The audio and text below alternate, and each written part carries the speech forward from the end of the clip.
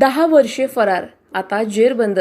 बाबूशेठ टायरवाले उर्फ बाबू सुब्रमण्यम कांबळत अटकेने अहिल्यानगर हादरलं.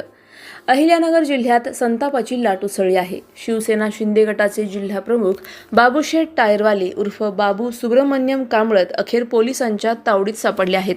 2016 साली 307 सारख्या गंभीर गुन्ह्यात नाव असलेला आरोपी तब्बल 10 वर्ष मोकाट फिरत होता आणि पोलिसांना सापडत नव्हता. ही बाबच संशय निर्माण करणारी ठरते. अखेर गुप्त माहितीच्या आधारे पोलिसांनी सापळा रचत त्यांना अटक केली आहे आणि आष्टी येथील जिल्हा सत्र न्यायालयात हजर केले. न्यायालयाने त्यांना 2 दिवसांची पोलीस कोठडी सुनावली आहे. आता खरा सवाल पेटलाय. 10 वर्ष हा आरोपी कोणाच्या छत्राखाली लपला होता? पोलिसांना तो सापडत नव्हता की सापडू दिला जात नव्हता? या अटकेने फक्त एक आरोपी जेरबंद झाला नाही, तर संपूर्ण सिस्टीमवरच मोठं प्रश्नचिन्ह उभं राहिलं आहे. अहिल्यानगरमध्ये एकच चर्चा, बाबूशेठ टायरवाले उर्फ कांबळत प्रकरणात अजून काय उघड होणार?